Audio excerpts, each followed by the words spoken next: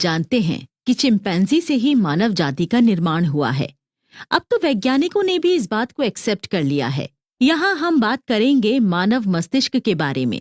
मानव मस्तिष्क यानी कि ह्यूमन माइंड प्रकृति की बनाई हुई एक जटिल संरचना है जिसे अच्छी तरह समझ पाना कई बार काफी मुश्किल। जानते हैं कि चिंपैंजी से ही मानव जाति का निर्माण हुआ है। अब तो वैज्ञानिकों ने भी इस बात को एक्सेप्ट कर लिया है। यहाँ हम बात करेंगे मानव मस्तिष्क के बारे में। मानव मस्तिष्क यानी कि ह्यूमन माइंड प्रकृति की बनाई हुई एक जटिल संरचना है जिसे अच्छी तरह समझ पाना कई बार काफी मुश्किल हो जाता है। हम सभी ने अपनी लाइफ में कुछ बड़ी प्रॉब्लम जरूर फेस की होंगी, जैसे कि क्यों कई बार हमारा मन किसी काम में नहीं लगता और हम अपने आप को दूसरों के सामने कम समझने लगते हैं। क्यों हम अचानक से डिप्रेशन में चले जाते हैं। क्यों हम लोगों के सामने अपनी बात कहने से डरने लगते हैं। क्यों हम परेशान होते हैं। क्यों हमारी पसंद नापसंद में बदल जाती है। क्यों हम जब किसी को बहुत प्यार करते हैं और वो हमें छोड़कर चला जाता है तब हम अपने आप को अकेला महसूस करते हैं। हम खुद को किस तरह से खुश रख सकते हैं। हम किस तरह अपनी डेली रूटीन साधारण से बेहतरीन बना सकते हैं। ये सारी बातें हमें इस बुक समरी को सुनने के बाद समझ में तो आ ही जाएंगी। इसके अलावा एक ऐसी बात जो हमें कोई नहीं सिखाता, किसी पर विश्वास करना या किसी पर विश्वास ना करना, हम सिर्फ धोखा खाकर ही समझ सकते हैं। लेकिन ये मेरी गारंटी है कि जब आप इस बुक समरी को अच्छी तरह से सुनेंगे तब आप लोगों का दिमाग पढ़कर ही अच्छी तरह खुद को तैयार कर लेंगे। आपको कोई चीट नहीं कर पाएगा। हेलो दोस्तों, मैं हूँ आरजे शिमाइला परवेज और कुकू एफएम पर आज हम जिस बुक समरी पर डिस्कशन करने जा रहे हैं उसका नाम है द चिंप पैराडॉक्स और इसके राइटर हैं प्रोफेसर स्टीव पीटर्स, जो कि साइकोलॉजिस्ट हैं और उन्होंने 20 वर्षों से ज्यादा समय तक साइकोलॉजी की फील्ड में महारत हासिल की है। गणित और चिकित्सा में भी उनकी अच्छी खासी समझ है। हमारे लिए ये समझना बिल्कुल भी आसान नहीं है कि हमारे आसपास कौन कैसा है, हमारे लिए कैसे विचार रखता है, उसके साथ हमें संबंध रखना चाहिए या नहीं, कहीं वो हमारे लिए खतरनाक तो नहीं है। ये सारी बातें अच्छी तरह से समझकर हम सही डिसीजन लेकर अपनी लाइफ में आगे बढ़ सकते हैं। बहुत बार हमने अपने आसपास देखा है कि लोगों के पास सब कुछ होता है लेकिन तब भी वो खुश नहीं होते, और कई लोगों के पास कुछ भी नहीं होता लेकिन तब भी वो अपनी लाइफ में बहुत खुश होते हैं।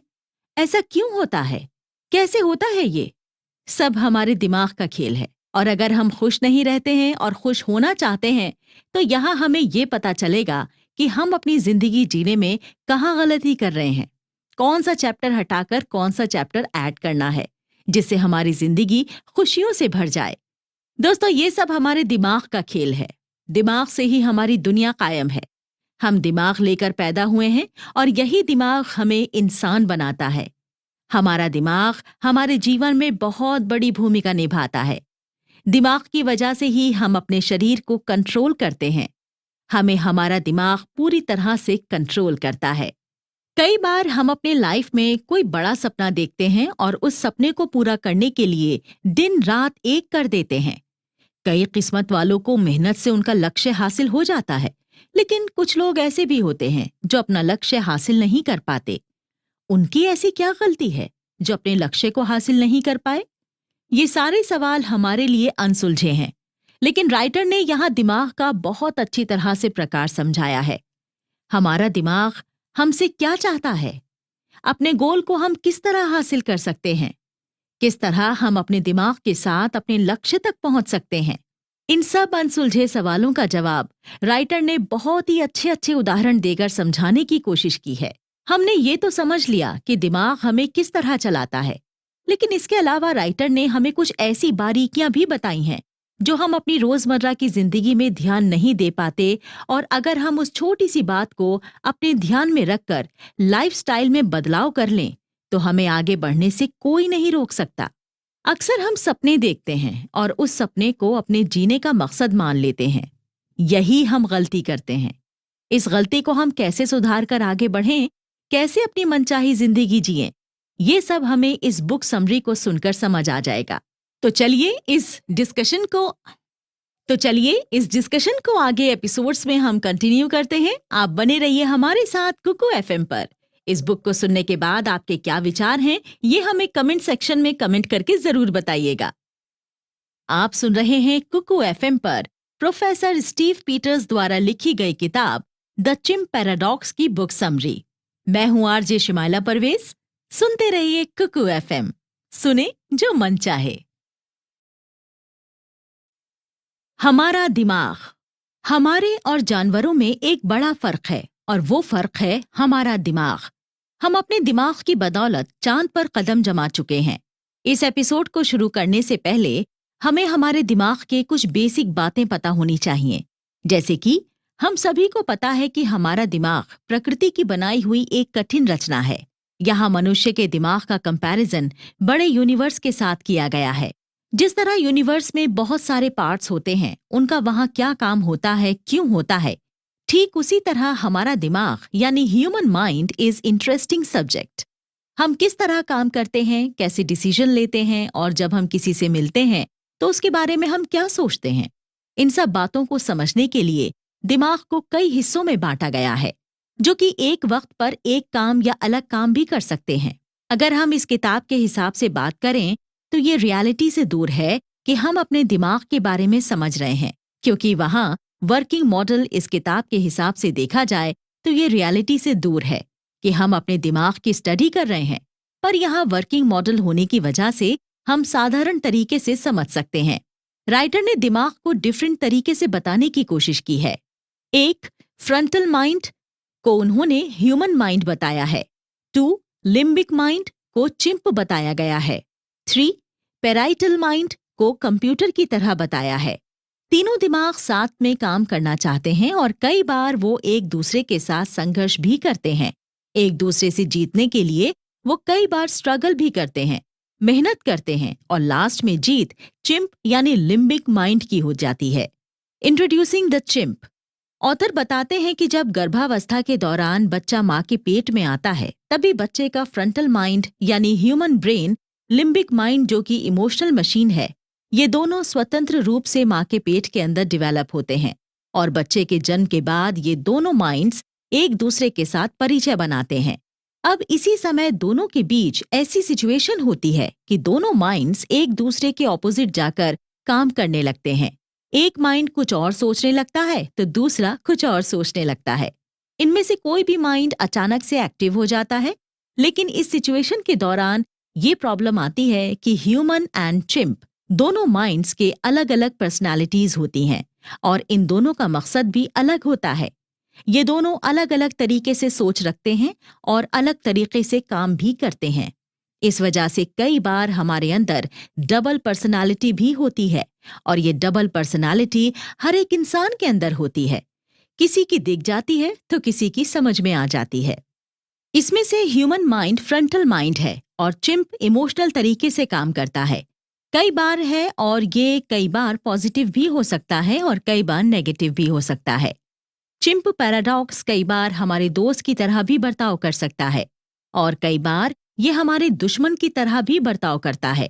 यहाँ मेन पर्पस है कि हमारे चिंप को कैसे मैनेज किया जाए और जब ये चिंप हमारे लिए काम कर रहा होता है तब कैसे उसकी स्ट्रेंथ और वीकनेसेस का यूज करना होता है, और जब ये हमारे खिलाफ जाकर काम कर रहा हो तब उसके होने वाले इफेक्ट कैसे कम किए जा सकते हैं।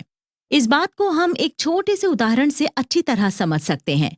अगर मान लीजिए जिस ऑफिस में हम जॉब करते हैं वहां हमारे बॉस ने किसी गलत फहमी के चलते अगर हमें डांट दिया या बेइज्जत कर दिया और जब उनकी वो गलत फहमी दूर हुई तब उन्होंने हमसे बात कर उस मुद्दे को रफा दफा कर दिया। इस केस में हम दो तरीके से सोच सकते हैं। हमारा ह्यूमन माइंड हमसे कहेगा कि उन्होंने माफी तो मांग ली है, इसलिए इस बात को हमें यहीं भूल जाना चाहिए। लेकिन हमारा चिंप माइंड हमें सलाह देगा कि वो हर बार तुम्हारे साथ ही ऐसा क्यों करते हैं, उन्हें मामले की तह तक जाना चाहिए था, उसके बाद तुम्हें डांटना चाहिए था, इसलिए तुम्हें उन्हें माफ नहीं करना चाहिए। इस तरह हमारे दिमाग में दो तरह की बातें उथल पुथल मचाने लगती हैं और हम इस उथल पुथल को किस तरह से हैंडल करते हैं ये कई बार हमें भी पता नहीं होता।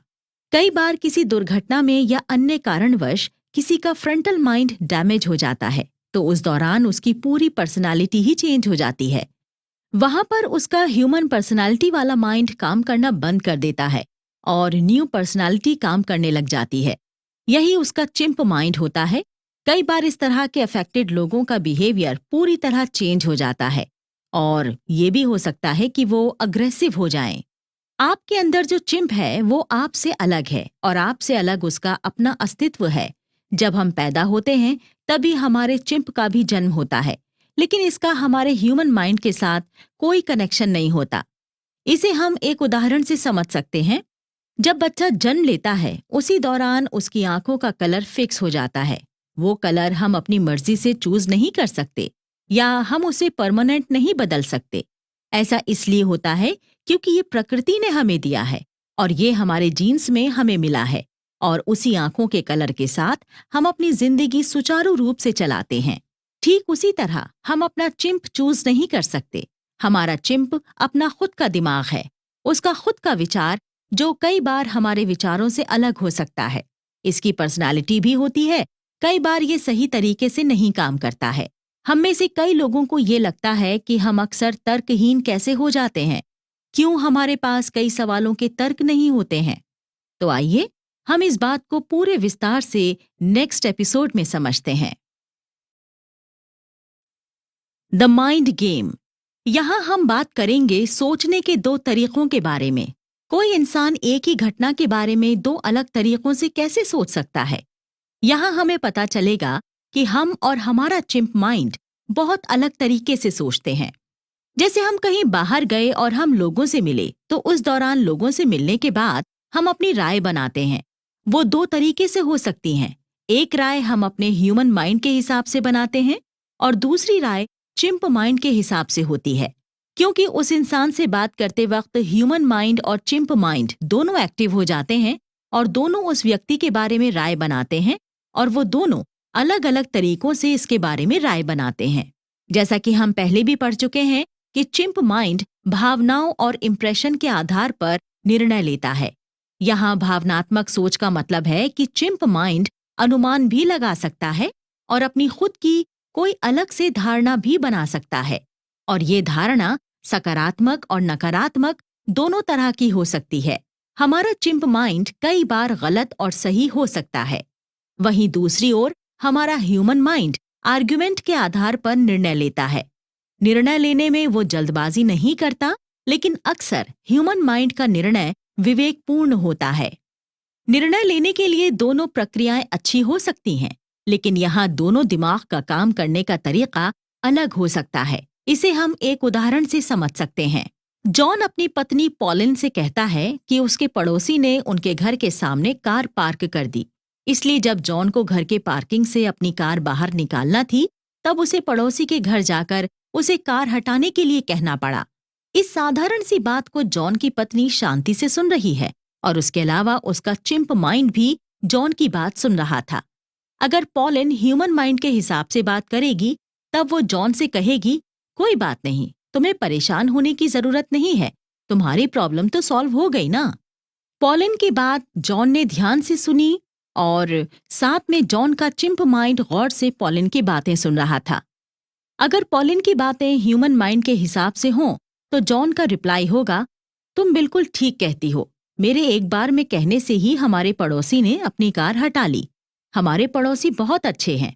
और अगर यही बात हम चिंप माइंड को बेस बनाकर करें, तो जॉन की बात सुनकर पॉलिन ये भी कह सकती थी कि हमारे पड़ोसी अक्सर अपनी कार हमारे गेट पर खड़ी कर देते हैं।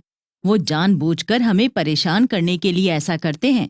यहाँ पॉलिन का चिंप माइंड ज्यादा एक्टिव है। उसकी बात सुनकर जॉन का चिंप माइंड भी एक्टिव हो जाएगा और वो कहेगा, हाँ, वो जानबूझकर हमसे झगड़ा करने की वजह ढूंढते हैं। हमारे पड़ोसी बहुत बुरे हैं। इस उदाहरण से हमने देखा कि एक छोटी सी घटना को अगर ह्यूमन माइंड सोचता है तो वो बात समस्या का रूप लगती ही नहीं है, लेकिन अगर वही घटना अगर चिंप माइंड सोचता है तो छोटी सी बात भी एक बड़ी समस्या बन जाती है। कई बार ये दोनों दिमाग एक दूसरे पर भारी पड़ जाते हैं। हम कभी कभी सोचते हैं कि हमारी सोच तर्कहीन कैसे हो जाती है, तो हमें स्पष्ट है कि ये सोच हमारी नहीं है, बल्कि हमारा चिंप माइंड इस बात के लिए सोच रहा है।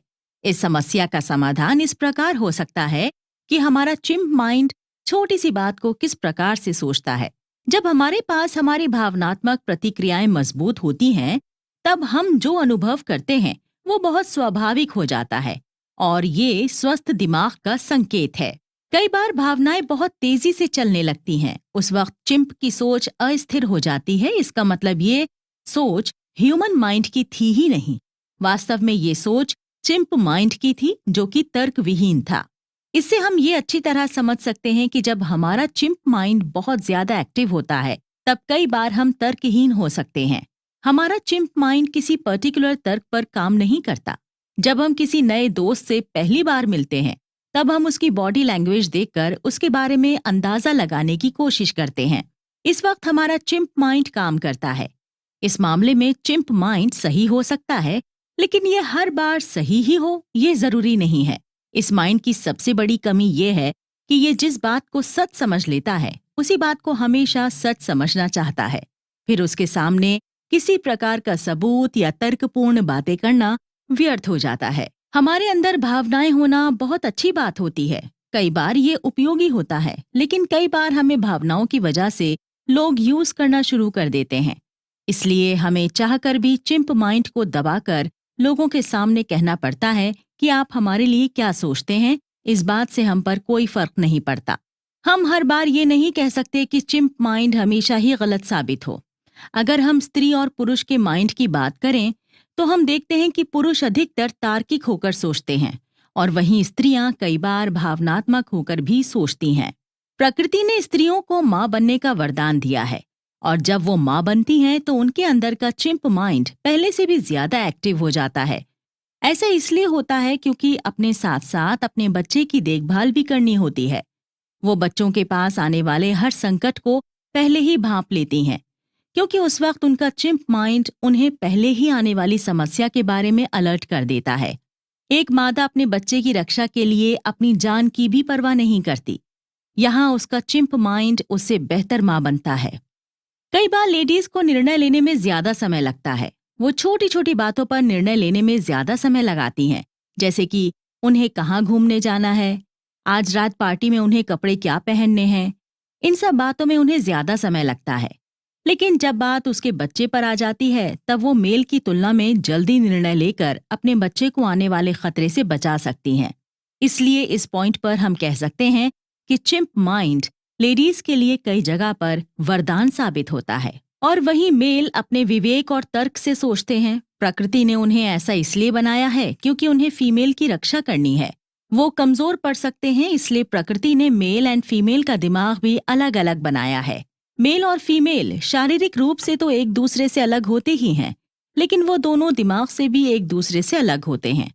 उन दोनों के अंदर पाई जाने वाली चिंप माइंड के कारण उनकी सोच कई बार अलग हो सकती है। मेल और फीमेल में चिंप माइंड का कारण हॉर्मोन्स भी होते हैं, क्योंकि प्रकृति ने मेल और फीमेल का शारीरिक गठन अलग तरीके से जो किया है। चिंप माइंड और ह्यूमन माइंड का सिलेक्शन हमें कई बार समझ में नहीं आता कि डिसीजन लेने में हमें किस माइंड की जरूरत पड़ती है।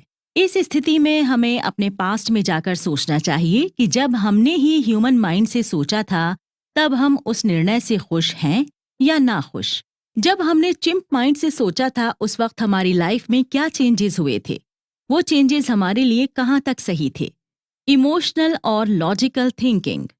हमारी लाइफ में जब हम इमोशनल होकर डिसीजन लेते हैं तब हमारी लाइफ में कैसा परिवर्तन आता है। क्या वो परिवर्तन हमारे अनुकूल है या प्रतिकूल, हमें इस बात का ध्यान रखना चाहिए। और जब हम लॉजिकल होकर सोचते हैं तब भी हमें कुछ सूटेबल पॉइंट्स का ध्यान रखना चाहिए। लॉजिकल सोच के पैटर्न का अगर हम पालन करते हैं तो हम किसी भी समस्या की जड़ तक जाते हैं, उस प्रॉब्लम का सॉल्यूशन निकालते हैं और उस प्रॉब्लम के सॉल्यूशन के लिए हमें किस प्रकार काम करना है इस निष्कर्ष तक पहुंचते हैं। उदाहरण के लिए अगर कोई व्यक्ति परेशान है तो हम लॉजिकल होकर कहेंगे आपकी प्रॉब्लम के पीछे जरूर कोई बड़ी वजह होगी या आपने कुछ ऐसा काम किया होगा जिस वजह से आपको इस समस्या का सामना करना पड़ा है, और निश्चित रूप से ये बात सच होगी। हमारे इस तरह बात करने से हो सकता है कि उस व्यक्ति को अप्रिय लगे, लेकिन सच यही होगा कि उसकी समस्या के पीछे कोई बड़ा कारण है। हम अपने लक्ष्य यानी एम को किस तरह हासिल कर सकते हैं, इस सवाल का जवाब मिलेगा हमें आगे के एपिसोड में। अपने एम को कैसे हासिल करें? इस एपिसोड में हम देखेंगे कि हम चिंप को किस प्रकार मैनेज कर सकते हैं। अगर हमारे दिमाग में दो अलग तरह की समझ है और वो दोनों समझ अलग तरीके से काम करती हैं, उस वक्त हम इस 3 पॉइंट्स के आधार पर काम कर सकते हैं। पहला, जब हम डिसीजन मेकिंग मोड में होते हैं तब हमें ध्यान रखना चाहिए कि हमारे चिंप और ह्यूमन माइंड में कौन ज्यादा स्ट्रांग है।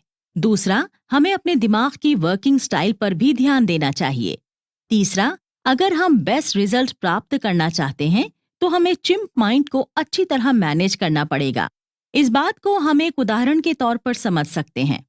मान लीजिए कभी खाली बैठे हैं और उस वक्त हम खुद से सवाल कर रहे हैं, क्या मैं परेशान हूँ? अगर आपको उस वक्त जवाब मिलता है कि हाँ, आप परेशान हैं, तब यहाँ आपका चिंप माइंड एक्टिव है जो कि आपको रिप्लाई दे रहा है। अगर आप खाली बैठे हैं और यही सवाल सोच रहे हैं और आपको जवाब मिले नहीं, तब हमारा ह्यूमन माइंड एक्टिव है। क्योंकि चिंप माइंड कई बार बिना तर्क के आंसर देता है, लेकिन ह्यूमन माइंड परेशानी की वजह जानना चाहेगा। अगर आपको वास्तव में कोई बड़ी परेशानी है, तब आपका ह्यूमन माइंड आपसे कहेगा कि हाँ, आप परेशान हैं। उस वक्त आपका चिंप माइंड और ह्यूमन माइंड एक होकर काम करेंगे, लेकिन ये हर बार एक जैसा बर्ताव करे, ये नामुमकिन है। उदाहरण के तौर पर हम किसी दोस्त के साथ कॉफी पी रहे हैं और उस बीच हमारे दोस्त ने हमें केक का एक पीस ऑफर कर दिया। अगर हम ह्यूमन माइंड से सोचें, तब हम सोचेंगे कि इस केक में काफी कैलोरीज हैं जो हमें अनफिट कर सकती हैं। और अगर हम चिंप माइंड के हिसाब से सोचें, तब हमें लगेगा एक पीस केक खाने से कुछ भी नहीं होता। इसलिए हमें हमारे चिंप माइंड से सावधान रहना चाहिए, क्योंकि ये वही करने के लिए कहेगा जिसे करना हम पसंद करते हैं, भले ही बाद में इसका खामियाजा हमें भुगतना पड़े। अक्सर कपल में देखा जाता है कि किसी एक ने अपने पार्टनर को धोखा दिया और किसी दूसरे के साथ उसने सेक्स कर लिया, तो इसके पीछे भी चिंप माइंड एक बड़ी वजह होती है। इसलिए जब हम किसी रिलेशन में रहें तो हमें कभी चिंप माइंड की सलाह पर काम नहीं करना चाहिए। उस वक्त ह्यूमन माइंड के हिसाब से काम करना चाहिए। अगर हम चाहें तो हम अपने चिंप माइंड पर निम्न तरीके से अपनी पकड़ मजबूत बना सकते हैं। जब हमें कोई सजेशन दे, उस वक्त हमें ह्यूमन माइंड को भी एक्टिव करके सोचना चाहिए। हमें चिंप माइंड के बारे में कई ऐसे काम करने चाहिए जिससे हम उसे अपने कंट्रोल में रख सकें। म्यूजिक सुनना, वर्कआउट करना और अच्छी किताबें पढ़ना चिंप माइंड की सबसे अच्छी एक्सरसाइज है। अब हम बात करेंगे कंप्यूटर और हमारे दिमाग की समानता के बारे में। गाइडिंग मून हमारे दिमाग का कंप्यूटर है। जिस तरह ब्रह्मांड में चंद्रमा सभी ग्रहों की परिक्रमा कर रहा है, ग्रहों के लिए स्टेबलाइजर के रूप में काम करता है, इसलिए हम गाइडलाइन मून को डिवाइड कर स्थित कर सकते हैं। इसका मतलब है कि अगर हम कंप्यूटर को हमारे दिमाग में चाहें तो अच्छी तरह से फिट करने की कोशिश कर सकते हैं।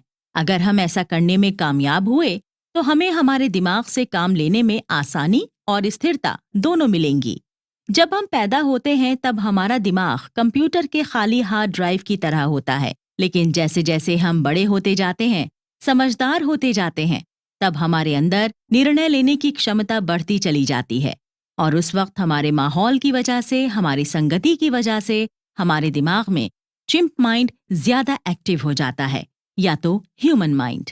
जैसा कि हम पहले भी पढ़ चुके हैं कि चिंप माइंड ह्यूमन माइंड की तुलना में ज्यादा शक्तिशाली होता है। हमारे आसपास के वातावरण का हमारे दिमाग पर, हमारे निर्णय लेने की क्षमता पर बहुत गहरा प्रभाव पड़ता है। जैसा कि हम जानते हैं कि मेल और फीमेल के दिमाग की बनावट एक दूसरे से डिफरेंट होती है, इसलिए दोनों के माइंडसेट भी अलग होते हैं। कंप्यूटर माइंड और चिंप माइंड दोनों पर एक स्थायी प्रभाव है, इसलिए डेली इस बात को हमें चेक करना बहुत महत्वपूर्ण है। यदि हम किसी बात से बहुत ज्यादा परेशान हो गए हैं तो हमें अपने आप को चेक चाहिए, और अगर निश्चित रूप से जब हम अपने आप को समझ जाएंगे तब हम अपनी परेशानी का कारण अपनी अपेक्षाओं को, यानी कि अपनी उम्मीदों को पा जाएंगे। इसलिए हमें खुद को चेक करने के बाद किसी दूसरे से एक्सपेक्टेशन कभी नहीं रखनी चाहिए, और अगर हम किसी से एक्सपेक्टेशन रखते हैं तो इसका सीधा मतलब है कि हम अपने चिंप माइंड से सजेशन ले रहे हैं, और ये हमारी परेशानी की वजह बन सकता है। हमें हमारे मस्तिष्क को अपने गोल के बारे में याद दिलाते रहना चाहिए। अगर हम चाहें तो उस गोल को कहीं लिख कर रख लें और हर दिन हम उस पर नजर डालें, तो हमारे एम का डाटा हमारे मस्तिष्क में अपने आप फीड होता रहेगा। हमें हमारी सोच पर कंट्रोल रखना चाहिए। इस बात को हम एक छोटे से उदाहरण से समझ सकते हैं। एक टीनेजर लड़की की माँ हर वक्त उससे नाराज रहती है क्योंकि वो बच्ची अपना कमरा गंदा रखती है। उसकी माँ हर वक्त अपनी बेटी को सफाई को लेकर डांट लगाती है, लेकिन इस वक्त माँ ये नहीं सोच रही कि बेटी को डांटने की वजह से उसकी बेटी उससे दूर हो रही है। अगर माँ अपने विचारों पर नियंत्रण करना जानती है तो वो अपनी बेटी का कमरा देखकर उसे खुद साफ कर देगी और अपनी बेटी को सफाई से रहने की सीख देगी और अपने आपसी संबंध कभी खराब नहीं होने देगी। ये उदाहरण दिखाता है कि हम सभी को अपने लिए तय करना होता है कि हम क्या चाहते हैं और हमें क्या क्या करना चाहिए। हम किस तरह अपना कार्य करना चाहते हैं और हम क्या विश्वास करना चाहते हैं। ये एक ऑप्शन है और सभी ऑप्शंस के साथ रिजल्ट आते हैं। लेकिन ये सिर्फ हम ही तय कर सकते हैं कि हम अपनी दुनिया में रहकर किस तरह कार्य करना चाहते हैं। अगर हम चीजों को बदलना चाहते हैं तो उस पर हमें अलग अलग तरीके से कार्य करके देखना चाहिए, वरना हमें नुकसान भुगतने के लिए तैयार भी रहना चाहिए। लास्ट में ये कहना ठीक होगा कि जिस तरह कंप्यूटर में सही कमांड देने से वो सही प्रोग्राम दिखाता है, ठीक उसी तरह हम भी ऑटो पायलट की तरह अपने दिमाग पर अपना कंट्रोल रखकर उसे सही तरह चला सकते हैं। हमें हमारी लाइफ के गोल का हमेशा ध्यान रखना चाहिए। हमारा दिमाग काफी स्ट्रांग रखना चाहिए क्योंकि हर किसी के जीवन में एक ना एक एम जरूर होता है और सभी को उस एम को प्राप्त करने का अपने दिमाग के अंदर जुनून रखना चाहिए। किस प्रकार हमारा माइंड हमारी पर्सनालिटी को अफेक्ट करता है, ये बात हम नेक्स्ट एपिसोड में सुनेंगे। दूसरों को किस तरह समझें? हमारे दिमाग में दिमाग की 3 समझ होती हैं: ह्यूमन माइंड, चिंप माइंड और कंप्यूटर माइंड। आगे हम उस तरीके को देख सकते हैं जिसमें गार्डिंग मून मतलब कंप्यूटर विभाजित ग्रह मतलब मानव माइंड और चिंप माइंड के बीच स्ट्रगल को स्थिर करता है। सिस्टम को बैलेंस करने के लिए हमें अपनी सोच पर कंट्रोल करना आना चाहिए। हम इस पर काम कर सकते हैं। चिंप माइंड, ह्यूमन माइंड या कंप्यूटर माइंड इसके बेस पर काम के लिए सही होगा। इसके आधार पर हम अपनी पर्सनालिटी को बेहतर बनाने के लिए इस पर वर्क कर सकते हैं। कंप्यूटर किस तरह चिंप माइंड और मानव माइंड के साथ खुद को कनेक्ट करता है? मान लीजिए चिंप माइंड और ह्यूमन माइंड दोनों आराम से हैं और साथ अपने आप से काम करेंगे, जिसका मतलब होता है कि हम बिना किसी कोशिश के डेली रूटीन का काम कर सकते हैं क्योंकि हमारा कंप्यूटर माइंड प्रोग्राम के अनुसार काम करता है। जब कभी कंप्यूटर माइंड के साथ काम करने में हम इस तरह के कार्य करने की वजह से खतरा या अजीब परिस्थितियां भी महसूस कर सकते हैं, उस वक्त हमारा चिंप माइंड और ह्यूमन माइंड दोनों एक्टिव हो जाते हैं। किसी प्रकार का खतरा महसूस होने पर यदि हमारा चिंप माइंड एक्टिव होता है तब वो खतरे के उद्देश्य को जल्दी भांप लेता है और अगर उस वक्त उसे महसूस होता है कि कोई खतरा नहीं है तो हमारा कंप्यूटर माइंड एक्टिव हो जाता है। इसे हम एक उदाहरण देकर समझ सकते हैं। मानो कोई पियानो प्लेयर अपनी पियानो पर अच्छी सी धुन बजा रहा है और वो पियानो बजाने में एक्सपर्ट है, तब उसकी उंगलियां पियानो पर अपने आप चलने लगेंगी। ये उसका कंप्यूटर माइंड है। इस बात को हम 3 तरह से देख सकते हैं। फर्स्ट सिचुएशन, मैं कमरे में जाता हूँ और उस व्यक्ति के लिए कोई खतरा नहीं है जो पियानो बजाना जारी रखता है। मैं उससे पूछता हूँ कि वो कॉफी लेंगे तो वो हाँ या ना में जवाब देंगे। उसका कंप्यूटर माइंड अपना म्यूजिक बजाना जारी रखता है क्योंकि उस वक्त चिंप माइंड उसे बता देता है कि उसे कोई खतरा नहीं है, इसलिए उसका कंप्यूटर माइंड एक्टिव है।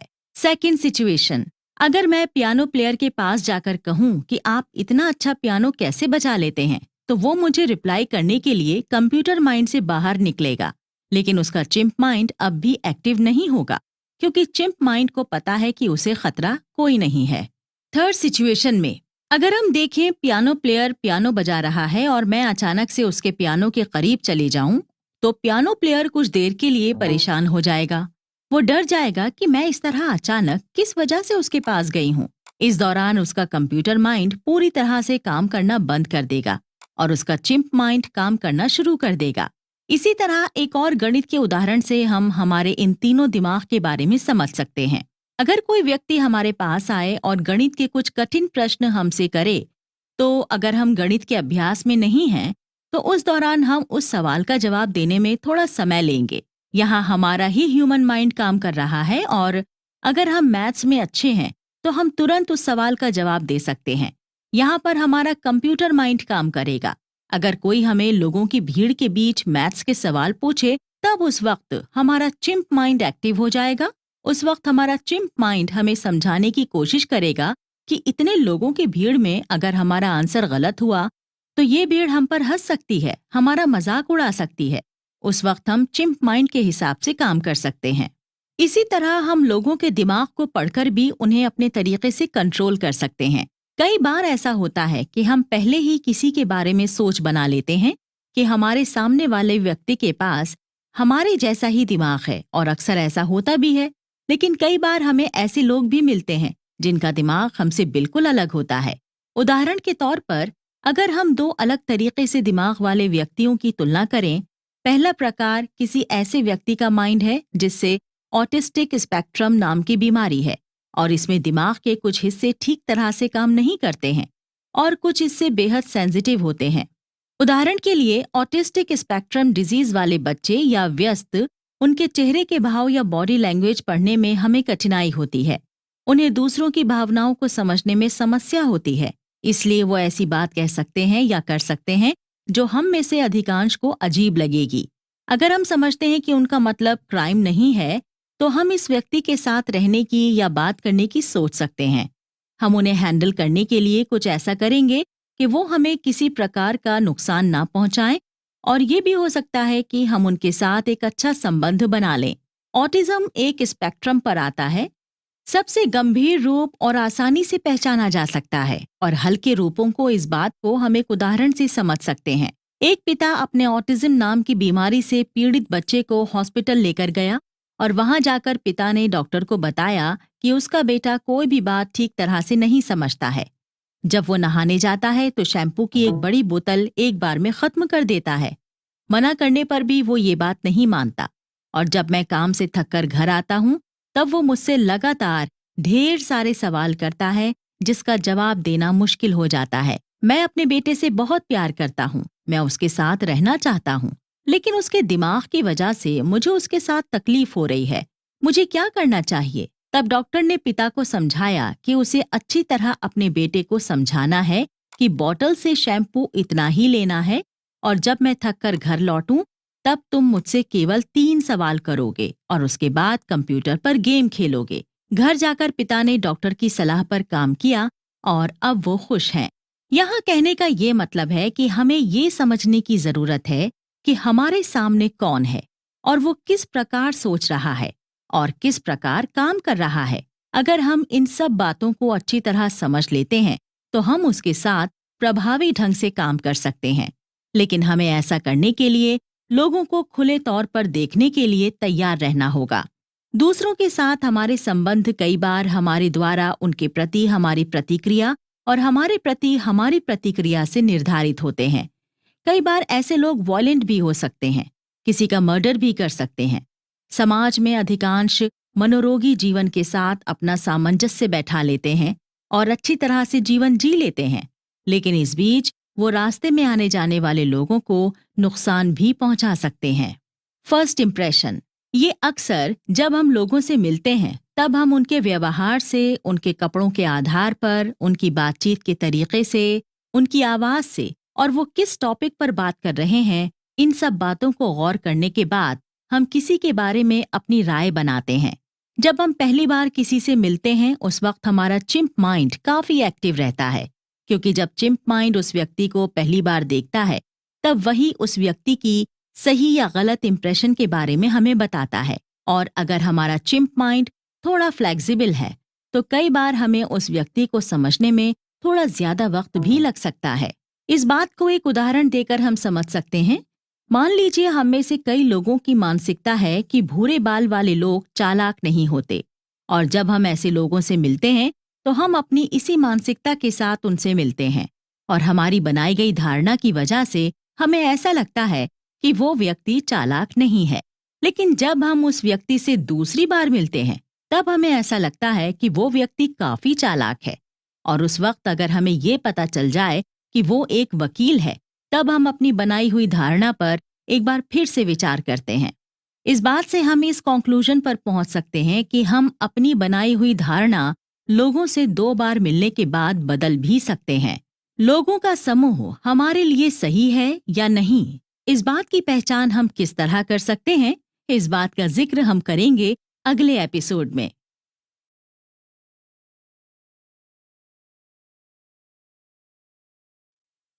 पॉपुलर कैसे बने?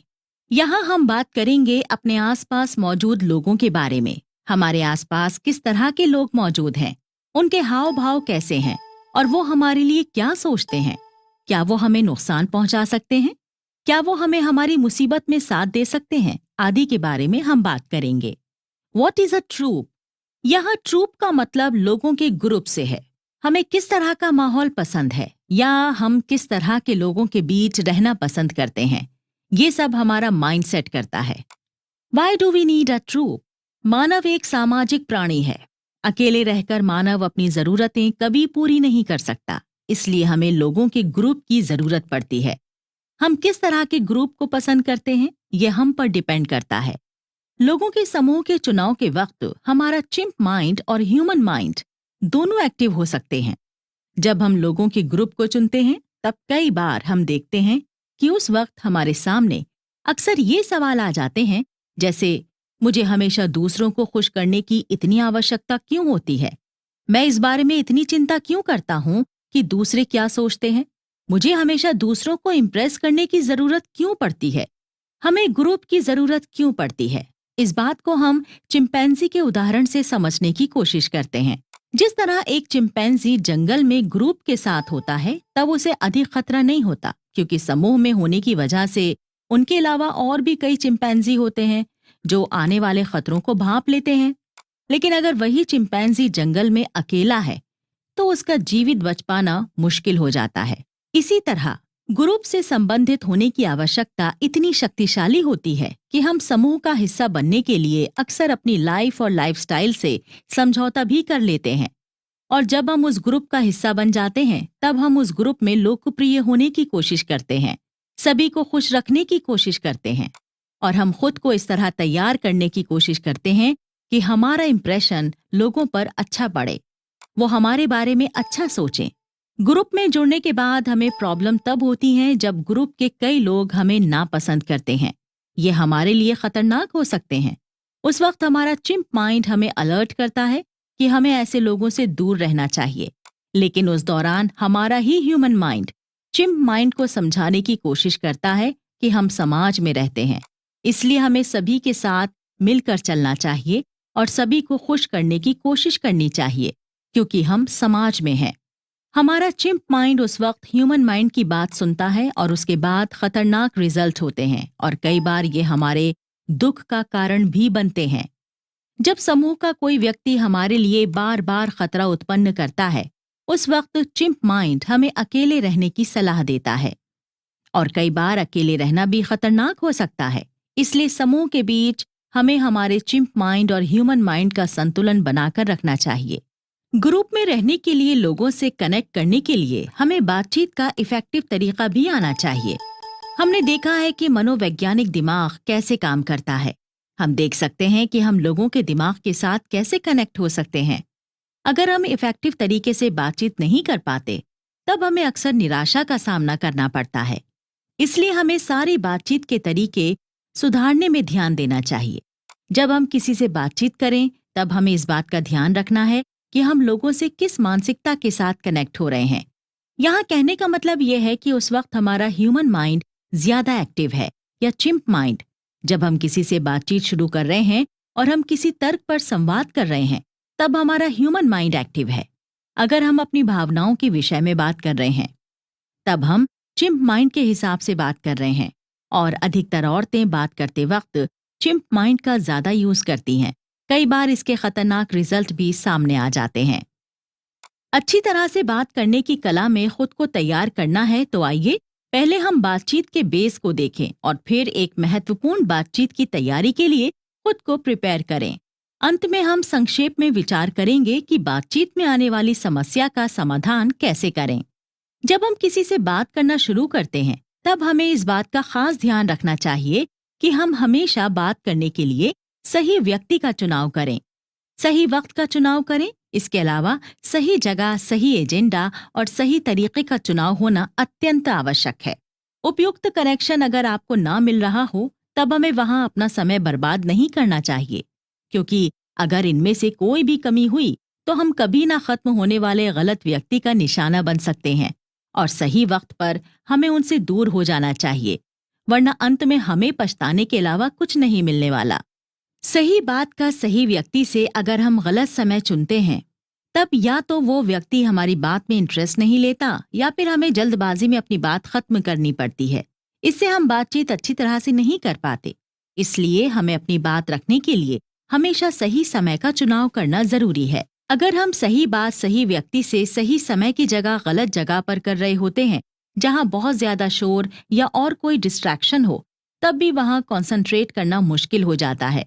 इसलिए हमें हमेशा अपनी इम्पोर्टेंट बात करने के लिए सही जगह सिलेक्ट करना भी जरूरी है। इसके अलावा हमें सही एजेंडा हासिल करने में भी ध्यान देना चाहिए, जिसमें अक्सर दो खामियां होती हैं। पहला होता है कि हम एक छिपे हुए एजेंडे के साथ जाते हैं और परेशान होकर गलत एजेंडे को डिस्कस कर देते हैं। इससे लोगों पर हमारा इंप्रेशन सही नहीं पड़ता। इसलिए हमें जब भी किसी बातचीत पर बात करनी हो, तब हमारे पास यही एजेंडे का होना भी जरूरी है। इसके अलावा बातचीत में जिस बात का हमें खास ध्यान रखना चाहिए, वो है हमारे बात करने का तरीका। बात करते वक्त हमें सही वर्ड्स का सिलेक्शन करना चाहिए, हमारी बॉडी लैंग्वेज का खास ध्यान रखना चाहिए और बातचीत के दौरान बहस से बचने की पूरी कोशिश करनी चाहिए। इसके अलावा हमें कोशिश करनी चाहिए कि बातचीत के वक्त हम ह्यूमन माइंड में रहें। हमें महसूस हो कि आगे वाला व्यक्ति बात करते वक्त चिंप माइंड का यूज कर रहा है, तो उस वक्त हमें उस व्यक्ति के साथ अपना एडजस्टमेंट करने की कोशिश करनी चाहिए। अपनी बात रखने के पहले हमें दूसरों की बात पर भी ध्यान देना चाहिए और सबसे इम्पोर्टेंट बात, बातचीत के दौरान हमें हमारे चेहरे पर तनाव के भाव कभी नहीं आने देने चाहिए। कई बार हमारा आसपास का माहौल हमारे मुताबिक नहीं होता, उसे हम किस तरह अपने मुताबिक बना सकते हैं, ये हम सुनेंगे अगले एपिसोड में। How you manage your mind. जैसा कि हम पिछले एपिसोड में सुन चुके हैं कि हमारा दिमाग 3 अलग अलग तरीके से काम करता है: चिंप माइंड, ह्यूमन माइंड और कंप्यूटर माइंड। ये दोनों माइंड अलग डायरेक्शन में काम करते हैं, या यूं कह लीजिए कि ये दोनों दिमाग 2 अलग दुनिया से कनेक्टेड होते हैं। और जिस दुनिया से ये दिमाग कनेक्टेड होते हैं, उस दुनिया का अपना अलग एटमॉस्फेयर होता है। और अगर हम सचमुच अपने दिमाग के बारे में समझना चाहते हैं, तो हमें दोनों दिमाग की दोनों अलग अलग दुनिया को समझना, उसके एटमॉस्फेयर को समझना और उसे अपने अकॉर्डिंग सही करना, ये बहुत इम्पॉर्टेंट है। और अगर हमने ये काम सही तरह से कर लिया, तो दोस्तों यकीन मानिए आप अपनी लाइफ में बहुत अच्छा परफॉर्म करेंगे। अच्छा परफॉर्म करेंगे तो आप कंफर्म आप अपनी लाइफ से खुश रहेंगे। इस बात की तय तक जाने के लिए हम इसे थोड़ा और डिटेल में समझेंगे। जब हम अपनी डेली रूटीन में होते हैं, उस वक्त हम अपने दिमाग की वजह से 3 अलग अलग दुनिया में मौजूद हो सकते हैं। अगर हमारा चिंप माइंड एक्टिव है तो ये हर जगह खतरा देखता है। अगर हमारा ह्यूमन माइंड ज्यादा एक्टिव है, तब वो लॉजिक ढूंढने की कोशिश करता है। और अगर हमारा कंप्यूटर माइंड एक्टिव है, तो वो दोनों को समझने की कोशिश करता है। आइए अब हम तीनों माइंड की दुनिया को समझने की कोशिश करते हैं। Chimps world. हमारा चिंप माइंड अपनी जर्नी अकेले शुरू करता है और जब जिस स्थान पर वो खुद को सेफ फील करने की कोशिश करता है, उस दौरान वो लोगों के समूह को ढूंढने की कोशिश करेगा और उनमें सुरक्षा या असुरक्षा की भावना को महसूस करेगा। तब उसके अंदर कॉन्फिडेंस आएगा और यही कॉन्फिडेंस उसे ताकतवर और जिज्ञासु बनाएगा। काफी हद तक चिंप माइंड की टेंशन कुछ हद तक कम हो जाएगी, लेकिन अगर मान लीजिए जब ये खुद को डेंजर जोन में महसूस करेगा, उस वक्त ये अपनी अलग उलझन में उलझ जाएगा। अगर ये ऐसा नहीं करेगा, तो फिर ये हमें किसी बेवकूफ़ी भरी सिचुएशन में लाकर खड़ा कर देगा। ये भी हो सकता है कि डेंजर फील करने के बाद ये हमें जबरदस्ती के झगड़ों में उलझाकर रख दे या फिर और कोई बड़ी प्रॉब्लम में ले जाकर छोड़ दे। इसलिए दोस्तों, जब भी हमारे कैरियर की बात आती है या जॉब की बात आती है, तो चिंप माइंड की मेंटालिटी देखी जा सकती है। हमें अपने चिंप माइंड को बैलेंस रखने के लिए अपने इमोशंस को कंट्रोल करना चाहिए। दूसरे शब्दों में कहा जाए तो हमें हमारे चिंप माइंड को खुश रखने के लिए उसके भीतर सही चीजों के साथ रखना चाहिए। Human world. हम समाज में रहते हैं, इसलिए दुनिया को मुख्य रूप से लॉजिक और करुणा पर आधारित स्थान के रूप में देखते हैं। यहाँ कहने का मतलब ये है कि दुनिया में जितने लोग होते हैं उनके साथ नेचर एक सा बर्ताव करती है, सभी को आगे बढ़ने के लिए समान मौके देती है। ऐसा नहीं है कि नेचर कमजोर लोगों के साथ अलग बर्ताव और ताकतवर लोगों के साथ अलग बर्ताव करती है। यहाँ इस लॉजिक पर काम करते हैं, जैसे कि हम सब समाज में रहते हैं, समाज में रहकर हम समाज के हिसाब से चलते हैं, यहाँ बनाए गए कानून को हम मानते हैं। यहाँ कहने का मतलब है कि हम सब मिलजुल कर एकता की भावना के साथ अच्छी तरह अपना जीवन गुजारते हैं। कई बार कुछ नियम जो कि हमें उचित नहीं लगते, ऐसा लगता है कि हमारे साथ कुछ गलत हुआ है, उस दौरान हम निश्चित तौर पर निराशा और दुख महसूस करते हैं। अगर साधारण शब्दों में कहें तो मनुष्य जिस बात को नहीं समझता वो है कि दुनिया में बहुत सारे चिंप माइंड रहते हैं। वो इसे एक्सेप्ट करते हैं तो उन्हें अपने चिंप को बाहर निकाले बिना और इसे कब्जे में लिए बिना अपनी दुनिया में बैलेंस करना सीखना चाहिए। Computer world. कंप्यूटर में दोनों से इनपुट होता है।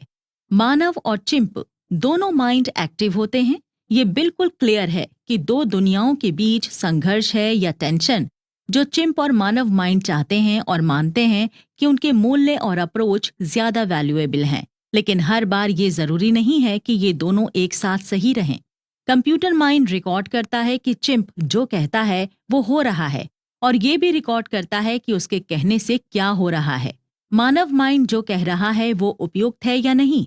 फिर इन दोनों लेन देन की कंडीशन में वो समझ जाता है कि एक ग्रुप भी कंप्यूटर दोनों की दुनिया यानी कि चिंप माइंड और ह्यूमन माइंड को मिलता है, और एक व्यक्ति को चिंप और मानव के बीच लगातार दिन भर में स्विच करने में मदद करता है, जैसे कि उचित है। इसलिए कंप्यूटर व्यक्ति को उतार चढ़ाव की वास्तविक दुनिया में रहने में उसकी मदद करता है।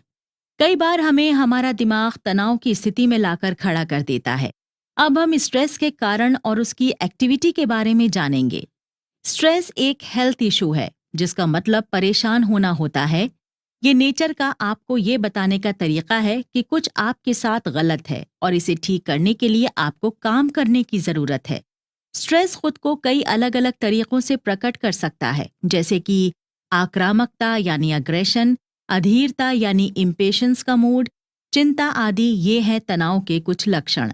ये स्वीकार करना कि किसी लक्षण किसी तनाव का परिणाम है तो तनाव को दूर करने का पहला कदम है।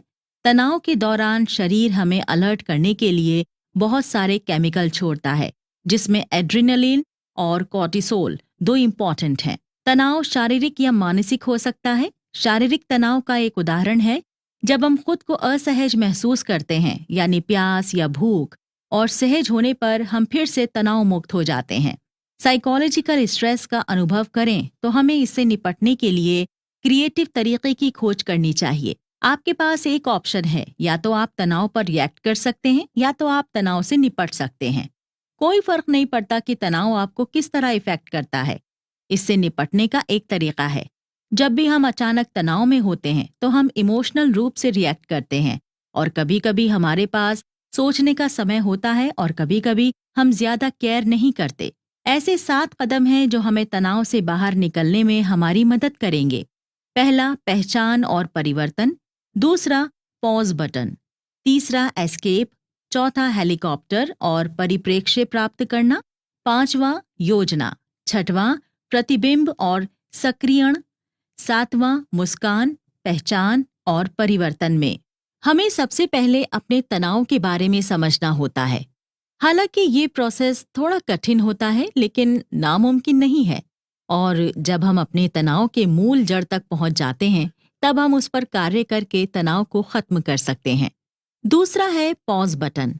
कई बार जिस कारण से हमें तनाव उत्पन्न हो रहा है, हमें उस सिचुएशन को ही खत्म कर देना चाहिए। तीसरा है पलायन या दूर हटना।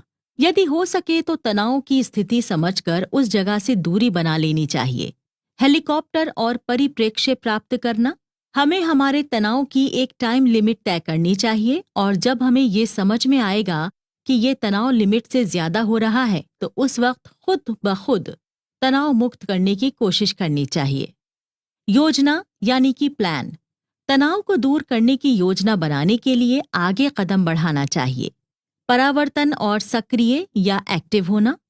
यदि मानव को सोचने के लिए समय और स्थान बनाया गया है तो मूव ऑन करने के पहले हमें आगे आने वाली समस्याओं के बारे में भी सोच लेना चाहिए। मुस्कुराना। सिचुएशन कितनी भी गंभीर कॉम्प्लिकेटेड क्यों ना हो, हमें उस सिचुएशन के सॉल्यूशन के पक्ष में या साइड में रखने का प्रयास करना चाहिए। परिस्थितियों पर हंसने से तनाव कम हो जाता है और ये सबसे शक्तिशाली तरीकों में से एक है। अचानक तनाव से निपटने के लिए अपनी कार्य योजना प्लान लिखें। तनावपूर्ण स्थितियों के बारे में सोचने के लिए अपनी इमेजिनेशंस का उपयोग करें।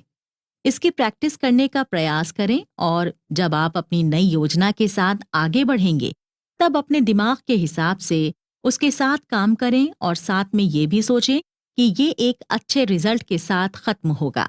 दिमाग में टेंशन का ट्रैफिक जितना कम होगा, हमारा दिमाग उतना एक्टिव होगा। दोस्तों, इस बात को डिटेल में हम अगले एपिसोड में सुनेंगे और अगले एपिसोड में हमें पता चलेगा कि हम अपनी टेंशन से खुद को कैसे बचा सकते हैं। स्ट्रेस। इस एपिसोड में हम खुद को चैलेंज देंगे कि हम पुराने तनाव यानी स्ट्रेस से निपटने के लिए सॉल्यूशन निकाल सकते हैं, क्योंकि सॉल्यूशन के लिए हमें हमारे लिए अच्छी सोच रखना है। अपने स्ट्रेस के सॉल्यूशन के लिए हम खुद रिस्पॉन्सिबल हैं। हम अपने आप को समझा सकते हैं कि हमारे तनाव में कोई दूसरा रिस्पॉन्सिबल नहीं है। कभी कभी ऐसा भी होता है कि जब कोई लंबे समय तक स्ट्रेस में रहता है तो वो उस स्ट्रेस के साथ रहना सीख जाता है। शरीर वास्तव में अपने सिस्टम में बदलाव कर सकता है और कुछ हार्मोन और केमिकल सिस्टम बदल जाते हैं। इससे व्यक्ति की हेल्थ पर निश्चित रूप से नुकसान हो सकता है, जिसके परिणाम स्वरूप इम्यून सिस्टम में कुछ प्रॉब्लम्स हो सकती हैं और हम किसी बड़ी बीमारी से घिर जाते हैं। पुराना तनाव भी अक्सर डिप्रेशन, बीमारी और चिंता का कारण बनता है। अगर वास्तव में हम तनाव से खुद को बचाना चाहते हैं तो पुराने तनाव को दूर करना जरूरी है। अगर हम किसी गंभीर रूप से तनाव में हैं तो हमें मदद के लिए अपने डॉक्टर से मिलना चाहिए। पुराने तनाव की जांच, पुराने तनाव के लक्षणों को एक बार पहचानना आसान हो जाता है जब हम जानते हैं कि हमें क्या करना है।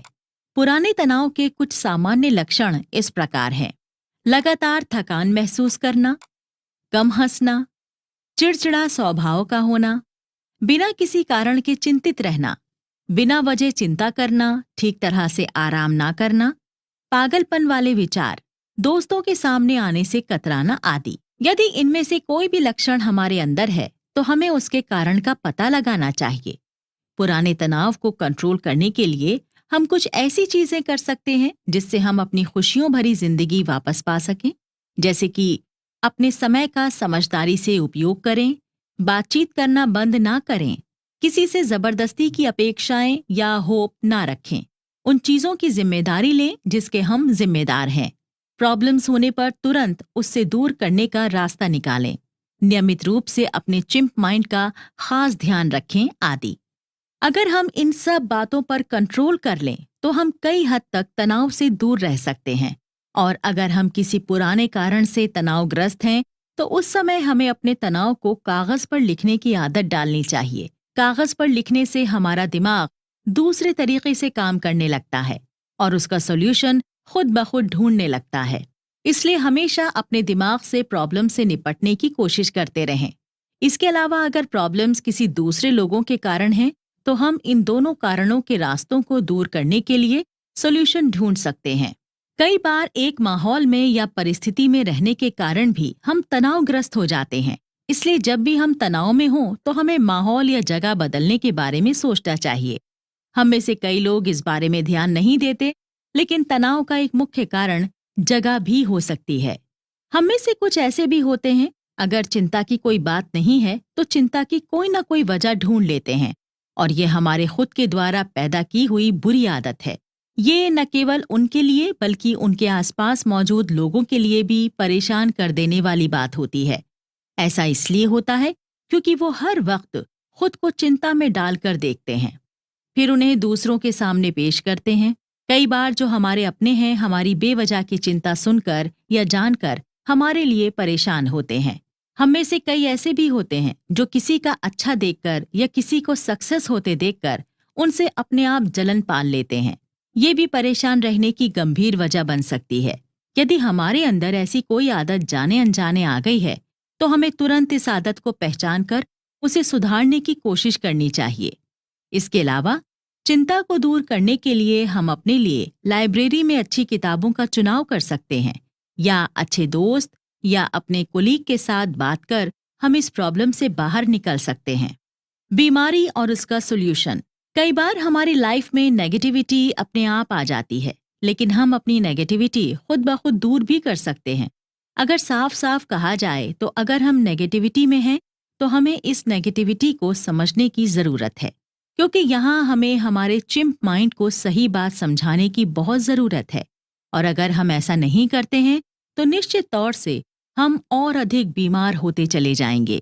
अगर हम अपने आप को तनाव मुक्त, स्ट्रेस फ्री नहीं कर पा रहे हैं, उस समय हमें सॉल्यूशन के लिए किसी अच्छे साइकोलॉजिस्ट के पास जाना चाहिए। कई बार हमारा मेंटल लेवल भी ठीक तरह से काम नहीं करता, और हमारे साथ ऐसा इसलिए होता है क्योंकि हमने समय पर अपने दिमाग का ध्यान नहीं रखा। जैसा कि हमें पता ही है कि अगर हम तनाव में होते हैं या उदास होते हैं, तो इसकी बड़ी वजह हमारा चिंप माइंड होता है। और हम में से कई लोग जो अपनी लाइफ का बड़ा समय संघर्ष में गुजारते हैं, तो अक्सर हमारा चिंप माइंड नेगेटिविटी के संपर्क में आ सकता है। अगर दूसरे शब्दों में कहें तो हमें हमारे फिजिकल हेल्थ के साथ साथ मेंटल हेल्थ पर भी ध्यान देना चाहिए। अगर हमारा मेंटल लेवल अच्छा है, तभी हम अपनी लाइफ में कुछ अच्छा अचीव कर सकते हैं। अपने फिजिकल और मेंटल हेल्थ को बनाए रखने पर हमें कंटिन्यू काम करते रहना चाहिए। हमें श्योर कर लेना चाहिए कि हम बिल्कुल फिट हैं। उसके लिए हमें प्रॉपर नींद, प्रॉपर एक्सरसाइज, प्रॉपर डाइट सभी की जरूरत होती है। अगर हम ये सब करते हैं तो हमारा चिंप माइंड भी हमें हमारी हेल्थ बेनिफिट्स अचीव करने में हमारी मदद करने लगता है। अगर हम सच में खुद को फिट रखना चाहते हैं, तो हमें निम्न बातों का खास ध्यान रखना चाहिए। अपनी डेली रूटीन का डायरी मेंटेन करना चाहिए, ताकि हमें पता चले कि हम फिट होने के लिए इतना प्रयास कर रहे हैं। यदि खुद को फिट रखने के लिए हम पर्याप्त समय नहीं देंगे, तो हम कभी भी अपने चिंप माइंड को अपने कंट्रोल में नहीं कर पाएंगे। हमारी खराब तबीयत का असर हमारे दिमाग पर पड़ेगा, और इसका पूरा असर हमारे काम पर और हमारे रिश्तों पर पड़ेगा। अंततः ये कहना उचित होगा कि हम अपने चिंप माइंड की वजह से कई बार डिप्रेशन में चले जाते हैं। वैसे हम अच्छी तरह से जानते हैं कि चिंता चिता के समान होती है, इसलिए ज्यादा चिंता करना भी अच्छी बात नहीं होती। हमें अपने ह्यूमन माइंड की हेल्प से खुद को चिंता से बाहर निकालने की पूरी कोशिश करनी चाहिए। कई बार हम अपनी हॉबीज के लिए समय निकाल नहीं पाते, और अपनी डेली रूटीन के चलते हम खुद को डिप्रेशन में धकेलते रहते हैं। खुद को तनाव मुक्त करने का सबसे अच्छा उपाय है संगीत सुनना। अपने तनाव को डायरी में नोट करना, उसके बाद तनाव के कारण ढूंढकर उसे खुद से दूर कर देना। परिस्थिति की वजह से अगर हम तनाव में हैं, तो उस परिस्थिति को समझकर खुद को दूर करना। ये सब तनाव के कारण हो सकते हैं, इसलिए हमें हमेशा अपने डेली रूटीन में इस बात का खास ख्याल रखना चाहिए कि कहीं हम किसी प्रकार के तनाव में तो नहीं हैं। राइटर ने ये भी समझाने की कोशिश की है कि कई बार हम नेगेटिव वातावरण में रहने की वजह से भी चिंताग्रस्त हो सकते हैं। तो हमेशा हमें खुद को ऐसी जगह में रखने का प्रयास करना चाहिए जहां नेगेटिव एनर्जी नहीं, बल्कि पॉजिटिव एनर्जी हो, क्योंकि तनाव में हमारे आसपास का प्रभाव भी बहुत मायने रखता है। सफलता की कुंजी। अगर जीवन में कुछ पाना चाहते हो, तो अपने रास्ते बदलो, इरादे नहीं। जी हाँ दोस्तों, अगले एपिसोड में हम सुनेंगे कि किस तरह लाइफ में हम सक्सेस हो सकते हैं। एक्सप्लेन करते हैं। एक पल के लिए जरा रुककर सोचिए और याद रखिए कि आपके ह्यूमन माइंड और चिंप माइंड दोनों के पास इसके आंसर आपको मिल सकते हैं, और ये भी हो सकता है कि उन दोनों के आंसर डिफरेंट हों। एक रूल के हिसाब से सफलता को एक्सप्लेन करने के लिए चिंप बौद्धिक यानी कि मेंटल वस्तुओं और उपलब्धियों यानी अचीवमेंट की तलाश करता है, जबकि ह्यूमन माइंड गुणों यानी कि क्वालिटीज की तलाश करता है। उदाहरण के लिए आपका चिंप आपको ये आंसर कर सकता है कि करोड़पति होना सफलता का परिचय है। बेशक ह्यूमन माइंड ये तर्क दे सकता है कि यदि आपके पास 1000 रुपए हैं तो आप खुश होते हैं। दूसरों से प्रभावित ना हों और आप अपने हिसाब से काम करें। मानव माइंड सफलता के रूप में डिफाइन करते हैं, फिर चेक करते हैं कि आपके चिंप के विचार वास्तव में एक्सेप्टेड हैं या नहीं। जैसा कि चिंप अपने डिफाइन किया, केवल ये पता लगाने के लिए कि ये वो नहीं था जहां आप सच में जाना चाहते थे। सफलता को समझने के लिए हमेशा अलग अलग तरीके होते हैं। चिंप माइंड अपने आप को सुपर समझता है। वो हमेशा वही चाहता है जो वो हमेशा से पाना चाहता था। चिंप माइंड और ह्यूमन माइंड दोनों सफलता को अलग अलग तरीके से परिभाषित या डिफाइन करते हैं। उदाहरण के लिए, यदि आप किसी परीक्षा में एग्जाम में पार्ट लेना चाहते हैं, तो आपके दोनों दिमाग आपको अलग तरीके से सफलता के बारे में बता देंगे। चिंप माइंड आपसे कहेगा कि आपका परीक्षा में पास होना ही सफलता है। ये बात ह्यूमन माइंड भी कहेगा, लेकिन ह्यूमन माइंड सफल होने के लिए मेहनत करना पसंद करेगा। ह्यूमन माइंड हमें समझ आएगा कि हमने एग्जाम के लिए अपना बेस्ट दिया है, इसलिए अगर हम सक्सेस नहीं भी होते तो हम रिजल्ट के लिए रेडी हैं। हम डिप्रेशन में नहीं जाएंगे। लेकिन चिंप माइंड कहेगा, कैसे भी करके मुझे इस परीक्षा में पास होना है, और वो सिर्फ रिजल्ट से अपनी खुशी डिसाइड करेगा। इस तरह हम देखते हैं कि ह्यूमन माइंड लॉजिक के साथ काम करता है और चिंप माइंड असफल होने पर हमें डिप्रेशन की ओर लेकर जा सकता है। इसलिए हमें सफलता और असफलता दोनों के बारे में सोच कर रखना चाहिए। यदि हम हमेशा लाइफ में सक्सेस होना ही अपनी सफलता समझते हैं, तो यहाँ हम गलत हैं, क्योंकि सिर्फ सक्सेसफुल होना ही सफलता नहीं होती। अगर हम फेल भी हो जाते हैं, तब भी हमें अपने बारे में अच्छी सोच रखनी चाहिए। इस तरह हम पॉजिटिव और नेगेटिव दोनों सिचुएशन से अच्छी तरह निपट सकते हैं। कोई भी बिजनेस शुरू करने से पहले सफलता को समझें और ये भी पता करें कि वो सफलता आपके लिए क्या मायने रखेगी। ऑप्शन है, सफलता की मिल सकती है या नहीं भी मिल सकती है, या कई बार दोनों भी हो सकता है। इसी तरह हम बिजनेस शुरू करने के पहले भी बिजनेस में मिलने वाले प्रॉफिट और लॉस को भी अच्छी तरह समझते हैं, और हमें ये भी पता होना चाहिए कि वो बिजनेस हमारे लिए कितना और कहाँ तक इम्पोर्टेंट है। हो सकता है कि उस बिजनेस में हम सक्सेसफुल हो जाएं, और ये भी हो सकता है कि हम टोटल लॉस में चले जाएं। यहाँ कहने का मतलब ये है कि सक्सेसफुल सिर्फ एक प्रॉफिट हो सकता है, लेकिन इससे हमारे पर्सनल प्रॉफिट नहीं जुड़े होते हैं। इसलिए हमें और सफलता से घबराने की बजाय अपनी मेहनत पर यकीन करके खुद को खुश रखने की कोशिश करनी चाहिए। और हमें अंदर से इतना स्ट्रांग होना चाहिए कि अगर हम फेल भी हो जाएं और कोई हमारी बुराई करे या हमें कुछ नेगेटिव कहे, तो हम उसकी बात हंसकर सुन सकें और वक्त आने पर अपने काम से उनका मुंह बंद कर दें। सही मायनों में यही सफलता होती है। यहाँ हम सफलता को कई स्टेप से जोड़कर समझ सकते हैं। सफलता से आपका अभिप्राय या मतलब क्या है, इस बात को आप समझने की कोशिश करें और दूसरों के सफल होने पर उनका सम्मान करें और मनोबल बढ़ाएं या उनकी तारीफ करें। अपने जीवन के लिए अपनी जिम्मेदारी को समझें। इस प्रकार हम अपना जीवन और भी ज्यादा बेहतर बना सकते हैं। किसी ऐसे काम पर नजर डालें जिसे आप पास्ट में पूरा करने में फेल हो रहे थे, लेकिन भविष्य में आप उसे करना चाहेंगे। अपने आप को हमेशा एक्टिव रखें और उसके बाद अपनी योजना को अंजाम देने की कोशिश करें। अब हम सफलता की योजना पर चर्चा करेंगे। प्लान की परवाह किए बिना सफलता मिल सकती है। हालांकि प्री प्लान्ड होने से आपकी सफलता की संभावना बढ़ जाती है और आप ये समझ पाते हैं कि आपने अपने सपने को प्राप्त करने के लिए वो सब कुछ किया जो आप कर सकते थे। इसलिए हर वक्त मुस्कुराते रहिए। याद रखें कि जीवन में कुछ भी इम्पॉसिबल नहीं है, और भले ही आप सब कुछ ठीक कर सकते हैं, पर आप हर वक्त सफल नहीं हो सकते हैं। जब आप एक पर्टिकुलर कोई सपना देखते हैं, तो आपकी सफलता का चांस बैलेंस करने के लिए ड्रीम मशीन एक जरिया है। जब भी आप किसी भी प्रकार की सफलता की योजना बनाएं, तब आपको अपने चिंप माइंड पर ज्यादा ध्यान देना चाहिए। चिंप माइंड की अपनी जरूरतें होती हैं, जैसे आश्वासन, कंसोलिडेशन और पुरस्कार यानी कि रिवॉर्ड। अगर उसे साथ रहना है, यदि आपको चिंप का कोई प्रॉब्लम नहीं है, तो आपके सफल होने के चांसेस ज्यादा हैं। यदि आप चिंप को अपने कंट्रोल में रखते हैं, तो आपको सफलता मिलने से कोई भी नहीं रोक सकता। अगर सपने और लक्ष्य के बीच का अंतर देखा जाए, तो ये दोनों बहुत इंपॉर्टेंट हैं। आप तब तक आगे ना बढ़ें जब तक आप अपने सपने और अपने लक्ष्य के बीच के अंतर को ना समझें। अपने आप को देख लें कि आपने जो सपना देखा है वो वास्तव में आपके लिए है भी या नहीं। वो सपना आपके लक्ष्य से जुड़ा होना बहुत आवश्यक है, क्योंकि लक्ष्य सपनों के होने की संभावना को बढ़ाते हैं। यहाँ सपनों के कुछ उदाहरण इस प्रकार हैं। सपने और लक्ष्य के बीच अंतर बनाकर रखना चाहिए, क्योंकि सपने को हमें एक पासे की तरह लेना चाहिए। जो सही पड़ गया तो ठीक है, अगर नहीं पड़ा तो हमें दुख तकलीफ नहीं होगी, बल्कि हमें खुशी होगी कि हमने सपना पूरा करने की कोशिश की।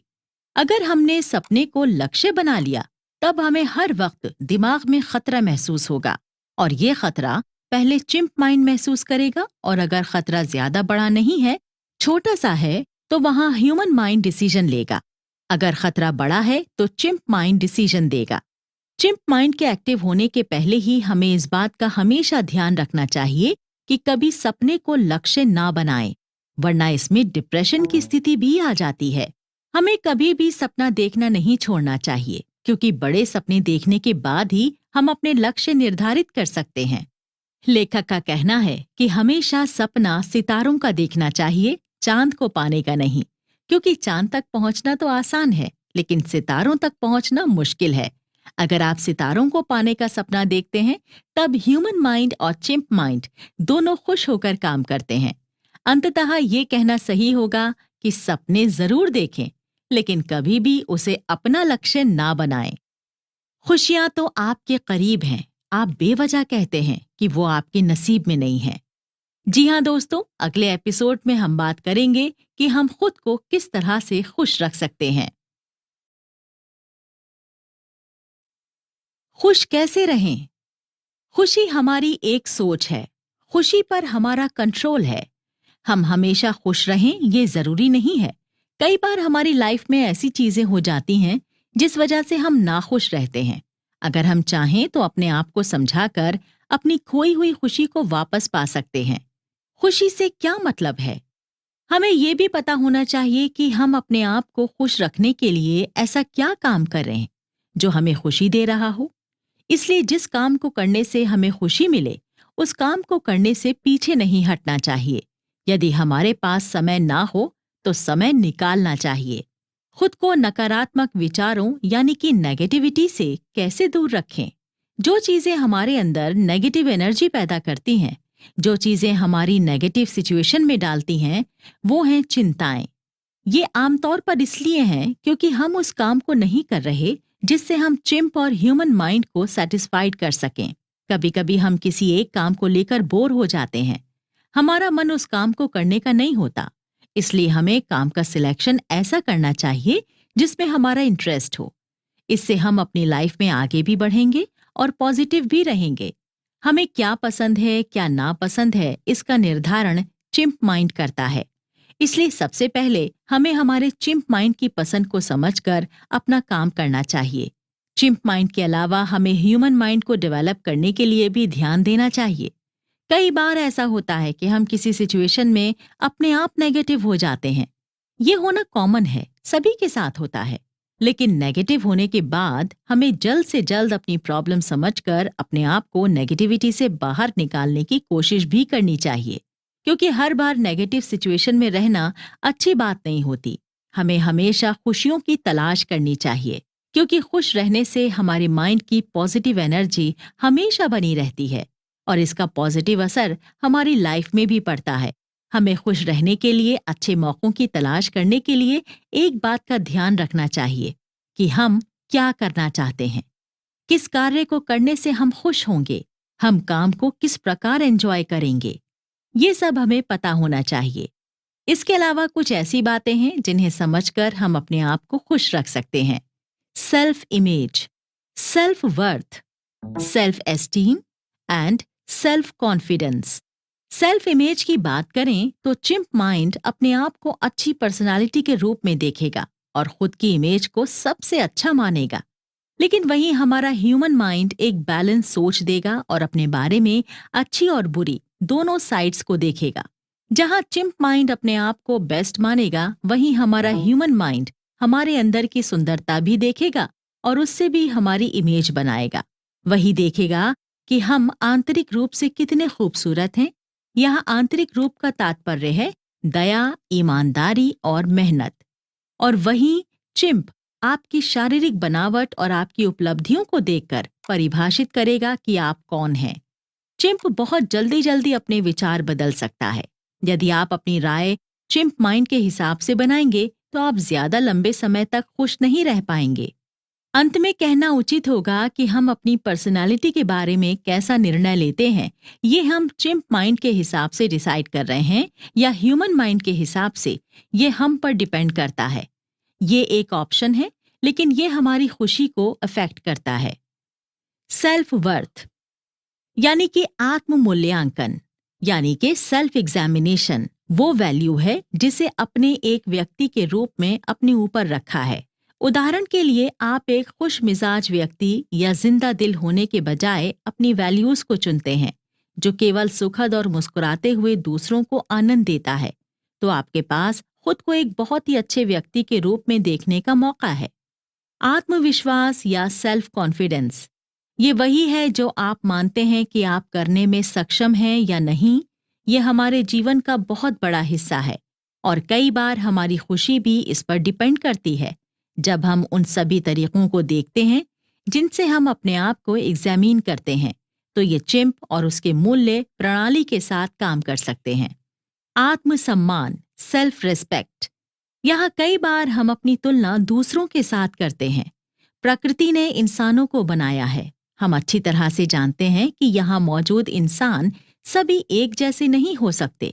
कोई देखने में हमसे ज्यादा खूबसूरत है या हमसे ज्यादा सक्सेसफुल है, तब हमारा चिंप माइंड एक्टिव हो जाता है और हमारा उस इंसान के साथ कंपैरिजन करके हमें छोटा कर देता है। अगर हम चिंप माइंड के साथ गए तो हमारा दुखी होना तय है, और वहीं हमारा ही ह्यूमन माइंड लॉजिक के साथ सोचेगा। वो इस बात को अच्छी तरह समझेगा कि हर किसी के अंदर अलग अलग क्वालिटीज होती हैं, सब एक तरह के नहीं होते हैं, इसलिए हम जैसे हैं बहुत अच्छे हैं। अगर हम ही ह्यूमन माइंड के साथ गए तो हमें दुख नहीं होगा, बल्कि हम अपना आत्मसम्मान यानी कि सेल्फ रिस्पेक्ट खोने से बच जाएंगे। यहाँ हम पर डिपेंड करता है कि हम किस दिमाग के साथ जाना पसंद करेंगे, किस दिमाग के साथ जाने से हम खुशियों की ओर बढ़ेंगे और किस दिमाग के साथ जाने से हम दुख की ओर कदम बढ़ाएंगे।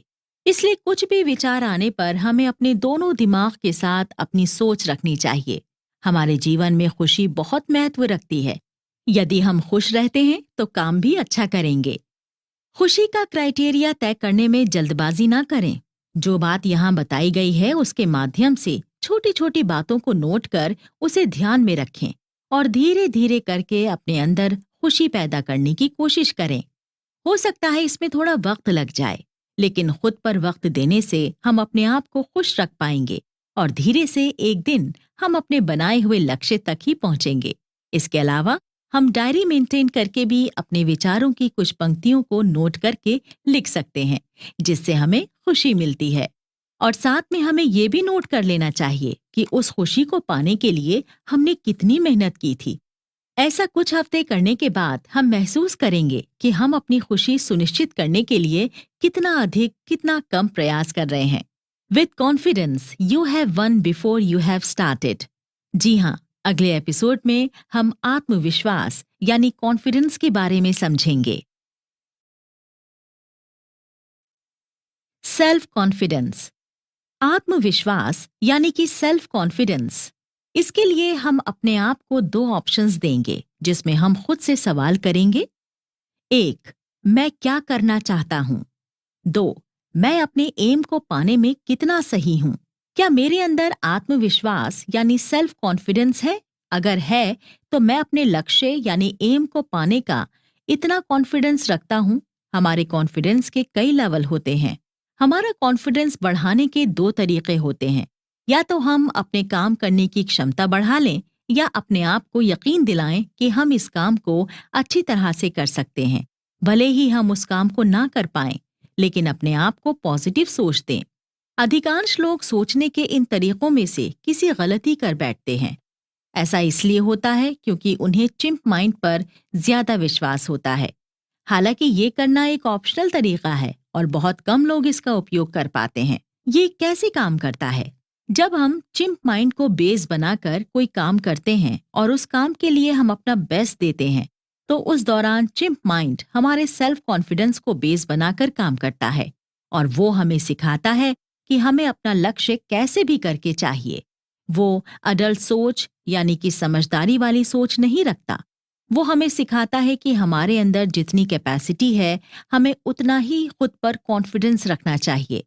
और उसकी यही सोच की वजह से हम कई बार अपना कॉन्फिडेंस खो बैठते हैं। अगर हम अपना लक्ष्य प्राप्त कर लें तो हमारा कॉन्फिडेंस बना रहेगा, लेकिन अगर हम अपने लक्ष्य तक नहीं पहुंच पाए, उस समय हमारा चिंप माइंड हमें खुद पर से विश्वास करने से रोक देगा और यहाँ से हमारे अंदर कॉन्फिडेंस की कमी होना शुरू हो जाएगी।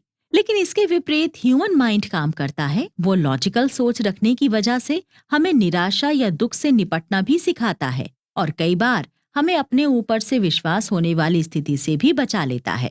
कॉन्फिडेंस और सेल्फ कॉन्फिडेंस में फर्क।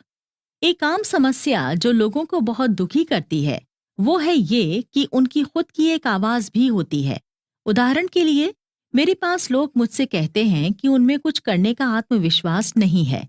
ऐसा उनके साथ इसलिए होता है क्योंकि वो डरते हैं कि अगर वो कोई काम करेंगे तो कुछ बेवकूफ़ी करेंगे या काम करते वक्त उनसे कोई गलती हो जाएगी और ऐसा होने पर लोग उन्हें अपमानित करेंगे। लेकिन हमें ऐसा नहीं सोचना चाहिए। इन आशंकाओं के होने का ये मुख्य कारण है कि यदि आपको विश्वास है कि आप परिपूर्ण हैं और आपको इस पर खरा उतरना असंभव है और आपके द्वारा किया गया हर कदम भयानक होगा, आप इस विचार के साथ जी रहे हैं और ये विचार आपको ये भी कहेगा कि आपसे कोई गलती हो ही नहीं सकती। ऐसे व्यक्ति सेल्फ कॉन्फिडेंस से घिरे रहते हैं क्योंकि मनुष्य प्रजाति ही ऐसी है जो अक्सर गलतियां करती रहती है और ये गलतियां बेवकूफ़ी से भरी भी हो सकती हैं। इसलिए हमें अपनी गलतियों को एक्सेप्ट करना होगा। कभी कभी किसी गलत रिश्ते यानी रिलेशन में चले जाने के बाद भी हमारे अंदर आत्मविश्वास की कमी आ जाती है। ऐसा इसलिए होता है कि लगभग हर कोई अपने जीवन में एक साथी की तलाश करता है।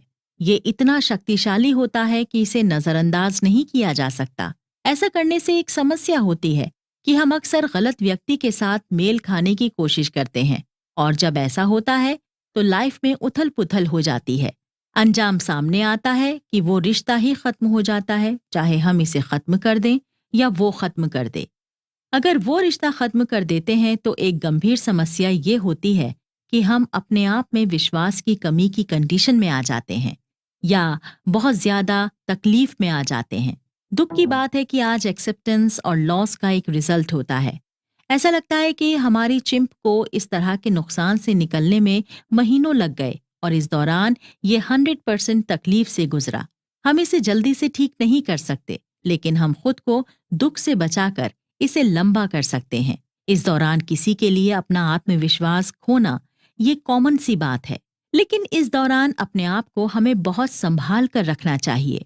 खुद पर विश्वास खोने से बचाना चाहिए। या एक सही निर्णय है या नहीं, अपने आप को याद दिलाएं कि एक मानव होना और अपना सर्वश्रेष्ठ प्रदर्शन करना हमारे हाथ में है। इस बात के बारे में भी सोचें कि कहीं आपके पास भी कोई ऐसी मानसिकता तो नहीं है। लास्ट में ये कहना उचित होगा, विश्वास सोचने के दो तरीकों में एक पर आधारित होता है, ह्यूमन और चिंप। आपके पास अपने आत्मविश्वास को अपना बेस्ट परफॉर्मेंस करने का ऑप्शन है। बेस के रूप में खुद पर भरोसा कर काम करने से और अपना सर्वश्रेष्ठ करने से 100% आत्मविश्वास मिलता है। जब आप खुद से सही उम्मीद रखते हैं तब आपका आत्मविश्वास बढ़ता है। अगले अध्याय में हम सुरक्षा के बारे में समझेंगे। How to develop security, human mind, chimp mind and safety. Safe feel करने से आपका चिंप खुश हो जाएगा। चिंप अपनी सेफ्टी के लिए हमेशा बाहरी परिवेश की ओर यानी कि आसपास मौजूद लोगों की ओर देखता है। ह्यूमन आंतरिक रूप से मीन्स अपनी सुरक्षा के लिए अपने अंदर के विश्वास की ओर देखेगा। आपका चिंप लगातार सेफ्टी की तलाश करेगा और आपके जीवन में किसी भी प्रकार के रिस्क से डरता रहेगा। चिंप माइंड जानता है कि परिचित होना या किसी को पहचानना हेल्पफुल हो सकता है, लेकिन ये बात यूजलेस भी प्रूव हो सकती है। ह्यूमन माइंड एक्सेप्ट करता है कि रिस्क रोजमर्रा की जिंदगी का हिस्सा है और उन्हें पूरी तरह से दूर नहीं किया जा सकता है। चिंप माइंड के हिसाब से अगर हम रिस्क लेने के लिए तैयार नहीं होंगे तो हम काफी मुश्किल दौर से गुजर सकते हैं। उदाहरण के लिए यहाँ सत्य के कुछ उदाहरण दिए गए हैं जो बार बार हमारे सामने आते हैं। मेरा पार्टनर मुझे किसी के लिए छोड़ सकता है। अगर ये बात से हम परेशान रहेंगे तो हम अपनी जिंदगी में अपने पार्टनर का साथ एंजॉय नहीं कर पाएंगे। अगर इसी बात को हम ह्यूमन माइंड के तरीके से सोचेंगे तब हम पॉजिटिव रहकर अपने पार्टनर के साथ अपनी लाइफ एंजॉय कर सकते हैं। इसी प्रकार हमेशा हम ये सोचते रहें कि हम बीमार पड़ सकते हैं, हम बीमार पड़ जाएंगे तो हम अपनी लाइफ एंजॉय नहीं कर पाएंगे। और वहीं हम ह्यूमन माइंड के हिसाब से सोचें कि अगर हम बीमार पड़ भी गए तो हम मेडिसिन्स लेकर डॉक्टर की सलाह मानकर ठीक हो सकते हैं, तो हम अपनी लाइफ अच्छी तरह से एंजॉय कर पाएंगे। इन दोनों उदाहरणों से कहने का मतलब ये है कि हमें कभी उन चीजों को खोने के बारे में चिंता नहीं करनी चाहिए जो हमारे पास पहले से मौजूद हैं, बल्कि उन चीजों को लेकर हमें हमेशा पॉजिटिव सोच रखनी चाहिए। लाइफ हमेशा चलती रहती है और लाइफ में कई बार हमें सुख और दुख दोनों मिलते हैं, लेकिन इसका ये मतलब नहीं है कि हम कभी रिस्क उठाने के डर से अपनी मेंटालिटी को नेगेटिव करके रखें या अपने माइंड को चिंता में डालकर रखें। हमें इस लगातार चलते रहने वाली जिंदगी को एंजॉय करते हुए जीना चाहिए। हमें ये अच्छी तरह समझना चाहिए कि अगर हम चिंप माइंड को बेस बनाकर जीवन जीते हैं तो हम अक्सर दुख की ओर कदम बढ़ा सकते हैं, और अगर हम ह्यूमन माइंड को बेस बनाकर जिंदगी जीते हैं तो हम बेहतर जिंदगी जी सकते हैं। चिंप माइंड को सेफ फील करवाने के लिए ग्रुप बहुत इंपॉर्टेंट होता है। जब हम चिंता में होते हैं तब हम अपनी चिंता या अनुभव दूसरों के साथ शेयर करते हैं। कई बार इसके अच्छे रिजल्ट ये होते हैं कि दूसरों के साथ अपनी प्रॉब्लम्स शेयर करने के बाद हम अपनी प्रॉब्लम से अच्छी तरह निपट सकते हैं। और अगर हम ग्रुप में ना जाकर इस प्रॉब्लम से अकेले लड़ने की सोचते हैं तो कई बार हम डिप्रेशन में भी जा सकते हैं। इसलिए जब भी हमें किसी भी प्रॉब्लम से बाहर आने में कठिनाई हो तब हमें ग्रुप के अच्छे सदस्य के पास जाकर उनकी सहायता मांगने में नहीं हिचकिचाना चाहिए, क्योंकि समूह का अर्थ एकता होता है और हम ग्रुप में रहकर एक दूसरे के लिए काम कर सकते हैं, एक दूसरे की मदद कर सकते हैं। कई बार ग्रुप में रहने के दौरान हमें ऐसी समस्या भी आती है कि हम बहुत लोगों पर भरोसा नहीं कर सकते, क्योंकि ग्रुप में सभी पर भरोसा करना भी परेशानी का सबब बन सकता है। जब कभी हम अपनी भलाई के लिए किसी पर डिपेंड होते हैं तो हमें इस बात का ध्यान रखना चाहिए कि हम किसके साथ अपनी बात शेयर कर रहे हैं।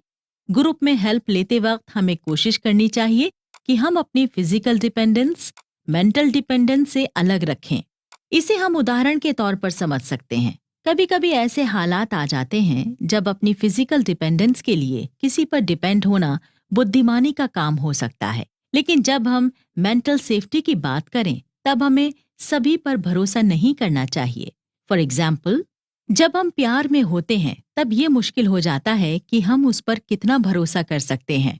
इस दौरान हमें हमारे चिंप माइंड को कंट्रोल में रखना चाहिए, क्योंकि इस दौरान हमारा दिमाग बहुत सारा केमिकल छोड़ता है जो हमारी सोचने की समझने की क्षमता को कम कर देता है। इसलिए हम प्यार में पड़कर किसी गलत इंसान पर जरूरत से ज्यादा भरोसा कर लेते हैं। हमारा डिसीजन गलत भी हो सकता है और ये हमें रिस्क में डाल सकता है। इसलिए जब भी हम प्यार में हों तो हमें अपना मेंटल लेवल बैलेंस करके रखना चाहिए। जब हम प्यार में होते हैं तब हमारी सोचने समझने की ताकत खत्म हो जाती है। उस दौरान हमें अपने सबसे अच्छे दोस्तों या अपने वेल विशर्स की हेल्प लेना चाहिए, क्योंकि वो हमें हमारे पार्टनर के बारे में सही आगाह करेंगे और उनकी एडवाइस सुनने के बाद हमें उस पर अमल भी करना चाहिए। इससे हम अपने आप को डिप्रेशन में जाने से बचा पाएंगे। ह्यूमन माइंड आपको गाइड करता है और उसे आपसे क्या अपेक्षा है, क्योंकि आपका एग्जामिनेशन भी उसी बेस पर किया जाएगा।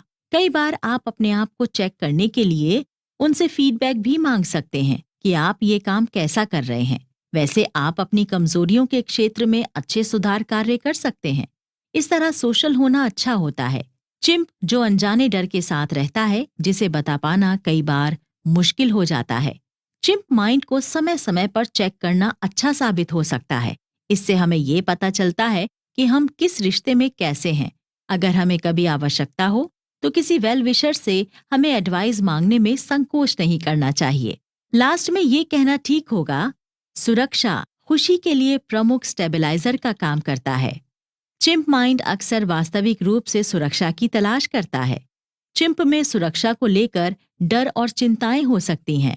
ह्यूमन माइंड को चिंप माइंड को सेट करने के लिए ऑटो पायलट माइंड लगाने की आवश्यकता होती है।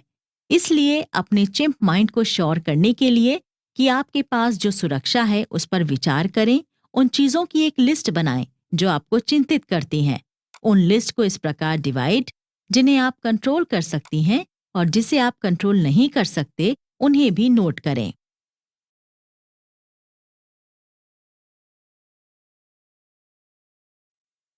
ये कहना गलत नहीं होगा कि इस ऑडियो बुक समरी को सुनने के बाद हम अपने साइकोलॉजिकल यूनिवर्स को अच्छी तरह से समझ चुके होंगे और अब हमारे पास उन सभी क्षेत्रों की एक ऐसी तस्वीर है जिन पर हम काम कर सकते हैं। अपने आप को डेवलप करने के लिए, अपनी लाइफ की क्वालिटी सुधारने के लिए चिंप मॉडल का उपयोग करने से हमारे और हमारे आसपास के अन्य लोगों के लिए निश्चित रूप से बड़ा अंतर आएगा। और अगर हम इस बुक समरी की स्टाइल के हिसाब से लोगों के बीच बैलेंस बनाना सीख गए तो यकीनन हम समाज में बेहतर रूप से अपनी इमेज बना पाएंगे, जिसके ढेर सारे फायदे हो सकते हैं। ऑथर बताते हैं कि कई लोगों ने चिंप पैराडॉक्स मॉडल के साथ काम किया है और इमोशनल फिट होने के लिए, उन्हें बनाए रखने के लिए अपना समय भी दिया है।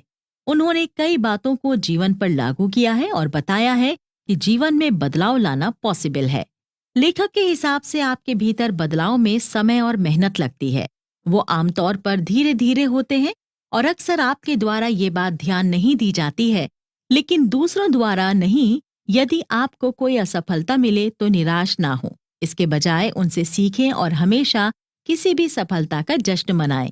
याद रखें, आपके पास एक ऑप्शन होता है। आप जो सिलेक्ट करते हैं और प्रॉब्लम से निपटने के लिए आप उसे कैसे यूज करते हैं, ये आपकी सफलता और खुशी को निर्धारित करेगा। तो आज आप क्या करने जा रहे हैं जो आपको खुशी और अधिक सफल बनाएगा? आपका चिंप माइंड हमेशा एक्टिव रहेगा और आपको अपने लक्ष्य एम से डिस्ट्रैक्ट करने की कोशिश करता रहेगा। आपको उस सच को एक्सेप्ट करना चाहिए और उसके साथ काम करना चाहिए। ये बुरा नहीं है, ये अच्छा नहीं है, ये हमारा चिंप माइंड है। ये हमारी दुनिया में इमोशंस को लेकर आता है। अपने सबसे अच्छे दोस्त और सबसे बुरे दुश्मन बने। ये है चिंप माइंड का विरोधाभास, यानी कि दो अलग तरह की बात। चिंप पैराडॉक्स बुक समरी पढ़ने के बाद हम निश्चित रूप से अपनी जीवन शैली, लाइफस्टाइल पर खूबसूरत तरीके से काम कर पाएंगे। जीवन जीने के जो रूल राइटर ने हमें कई खूबसूरत उदाहरण देकर समझाने की कोशिश की है, उन्हें अच्छी तरह से समझकर हम अपनी लाइफस्टाइल में जोड़कर खूबसूरत लाइफस्टाइल का निर्माण कर सकते हैं। ये कहना गलत नहीं होगा कि इस किताब को पढ़ने के बाद हम अपने आसपास के लोगों को बेहतर तरीके से समझ सकते हैं, उनके साथ बैलेंस भी बैठा सकते हैं। इस बात को राइटर ने कई एग्जाम्पल्स देकर समझाया है। इसके अलावा हम अपने आप को किस तरह स्ट्रेस फ्री रखकर अच्छी जिंदगी जी सकते हैं, ये उन्होंने बहुत ही अच्छे तरीके से समझाया है। हमें सपने देखना चाहिए, लेकिन उनके पूरा होने की शर्त नहीं रखनी चाहिए। उस सपने को अपने जीवन का लक्ष्य कभी नहीं बनाना चाहिए। ऐसा करके हम अपने जीवन को कठिन होने से बचा सकते हैं और खुशहाल जीवन जी सकते हैं। इसके अलावा हमने देखा कि ग्रुप में रहकर अपना तालमेल किस प्रकार बैठाना चाहिए, किस तरह लोगों से बातचीत करनी चाहिए और किस तरह के लोगों से हमें निश्चित दूरी बनाकर रखनी चाहिए। राइटर ने हमारे माइंड को 3 यूनिट्स में बांटकर हमें बखूबी ये समझाने का प्रयास किया है कि धरती पर मौजूद हर व्यक्ति एक तरह का नहीं हो सकता। धरती पर मौजूद सारे लोगों का माइंड अलग अलग होता है और सभी अलग अलग तरीके से अपने विचार रखते हैं। लोगों के तरीके और उनकी बातचीत के स्टाइल देखकर हम उन्हें समझ सकते हैं कि वो इंसान हमारे लिए कैसी सोच रखता है। इसके अलावा इस बुक समरी से हमने सीखा कि हमें कभी दूसरों की नकल करने की कोशिश नहीं करनी चाहिए, क्योंकि ऐसा करके हम अपने आप को नीचा दिखाते हैं। हर किसी की पसंद और नापसंद में बहुत अंतर होता है, इसलिए हमें हमेशा अपनी बात खुलकर रखनी चाहिए। इस समरी में हमने अपने दिमाग की ताकत को देखा है, किस तरह हम अपनी सोच बदलकर अपनी लाइफस्टाइल को बदल सकते हैं। ये हम पर डिपेंड करता है कि हम राइटर द्वारा बताए किस स्टाइल को फॉलो करें।